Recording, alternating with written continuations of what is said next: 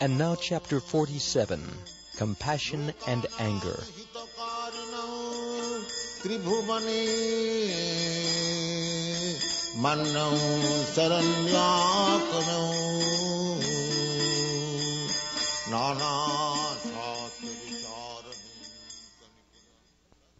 Compassion. When the ecstasy of devotional service produces some kind of lamentation in connection with Krishna, it is called devotional service in compassion. The impetuses for this devotional service are Krishna's transcendental quality, form, and activities.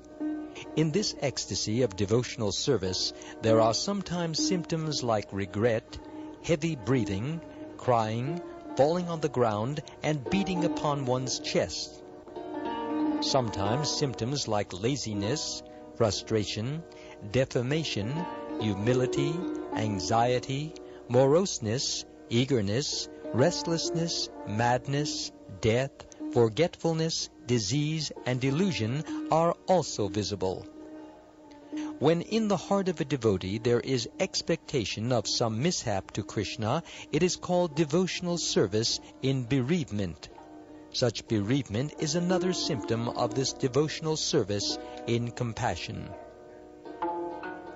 In Srimad Bhagavatam, 10th canto, 16th chapter, verse 10, there is the following description. When Krishna was chastising the Kalyanaga in the Yamuna, the big snake wrapped his coils all over Krishna's body, and upon seeing Krishna in this situation, all his dear cowherd friends became greatly disturbed. Out of bereavement, distress, and fear, they became bewildered and began to fall on the ground. Because the cowherd boys were under the illusion that Krishna could be in some mishap, their symptoms are not at all astonishing. They had dedicated their friendship, their possessions, their desires, and their very selves to Krishna. When Krishna entered the Yamuna river, which had become very poisonous from the presence of Kalya, Mother Yashoda feared all kinds of mishaps, and she was breathing hotly. Tears from her eyes were soaking her clothes, and she was almost collapsing.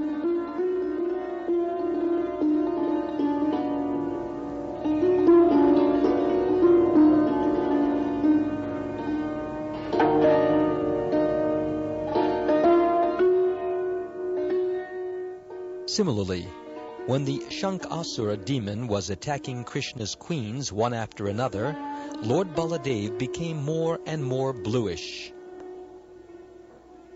In the Hansa-duta, the following incident is described. The gopis requested Hansa-duta to search after the marks of Krishna's lotus feet and to accept them as Lord Brahma had accepted them on his helmet after he had stolen all Krishna's cowherd boys. Regretting his challenge to Krishna, Lord Brahma had bowed down before the Lord, and his helmet became marked with the footprints of Krishna. The gopis reminded Hansa-duta that sometimes even the great sage Narrated became very ecstatic by seeing these footprints, and sometimes great liberated sages also aspire to see them. They urged, quote, "You should therefore seek very enthusiastically to find the footprints of Krishna," unquote. This is another instance of devotional service in compassion.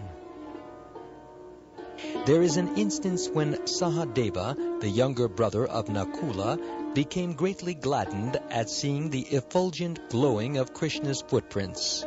He began to cry and call out, quote, "Mother Madri, where are you now? Father Pandu, where are you now? I am very sorry that you are not here to see these footprints of Krishna," unquote. This is another instance of devotional service in compassion. In devotional service without strong attraction to the Lord, there may sometimes be smiling and other symptoms, but never the stress or lamentation that are symptoms of devotional service in compassion. The basic principle of this compassion is always ecstatic love. The apprehension of some mishap to Krishna or to his beloved queens, as exhibited by Baladev and Yudhishthir, has been explained above. This apprehension is due not exactly to their ignorance of the inconceivable potencies of Krishna, but to their intense love for him. This kind of apprehension of some mishap to Krishna first of all becomes manifested as an object of lamentation, but gradually it develops into such compassionate, loving ecstasy that it turns to another channel and gives transcendental pleasure.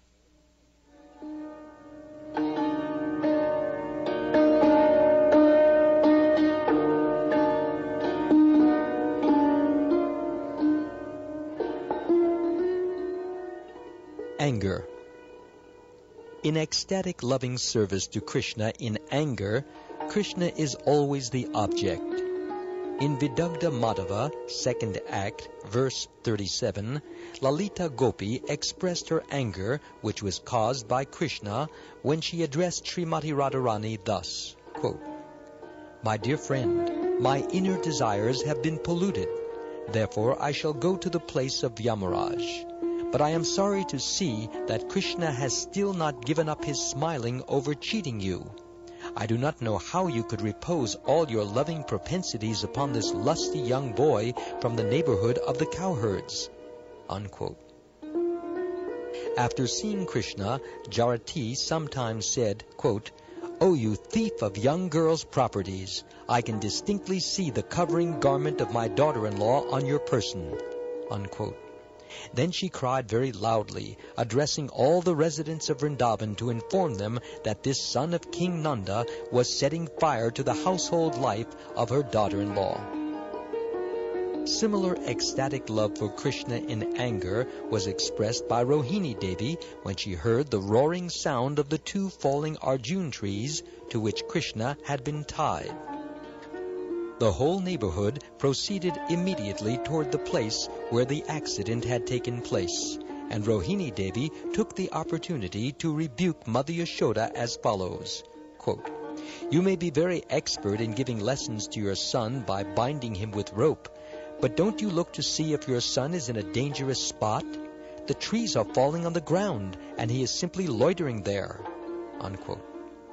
This expression of Rohini Devi's anger toward Yashoda is an example of ecstatic love in anger caused by Krishna.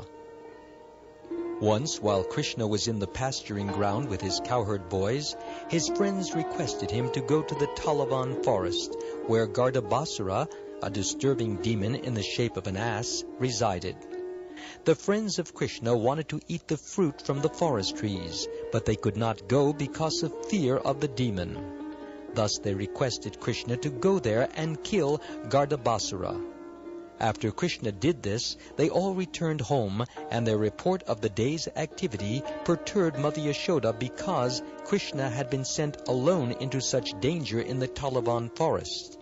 Thus she looked upon the boys with anger.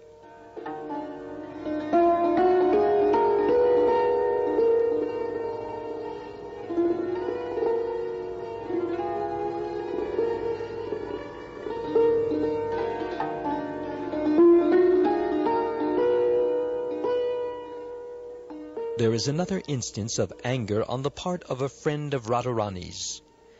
When Radharani was dissatisfied with the behavior of Krishna and had stopped talking with him, Krishna was very sorry for Radharani's great dissatisfaction, and in order to beg forgiveness, he fell down at her lotus feet. But even after this, Radharani was not satisfied, and she did not talk with Krishna. At that time, one of her friends chastised her in the following words, quote, "My dear friend, you are allowing yourself to be churned by the rod of dissatisfaction. So what can I say unto you? The only advice I can give you is that you had better leave this scene immediately, because your misbehavior is giving me too much pain. I cannot bear to see your behavior, because even though Krishna's peacock feather has touched your feet, you still appear to be red-faced." Unquote. The above attitudes of dissatisfaction and anger in devotional service are called irishu. When Akrura was leaving Vrindavan, some of the elderly gopis rebuked him as follows, quote, "O son of Gandhini, your cruelty is defaming the dynasty of King Yadu. You are taking Krishna away, keeping us in such a pitiable condition without him. Now, even before you have left, the life air of all the gopis has practically disappeared." Unquote. When Krishna was insulted by Shishupal in the assembly of the Rajasuya Yajna convened by Maharaj Yudhishthir, there was a great turmoil among the Pandavas and Kurus involving grandfather Bhishma. At that time, Nakula said with great anger, quote, "Krishna is the Supreme Personality of Godhead, and the nails of his toes are beautified by the light emanating from the jeweled helmets of the authorities of the Vedas. If he is derided by anyone, I declare herewith as a Pandava that I will kick his helmet with my left foot, and I will strike him with my arrows, which are as good as Yamadanda, the scepter of Yamaraj." Unquote. This is an instance of ecstatic love for Krishna in anger.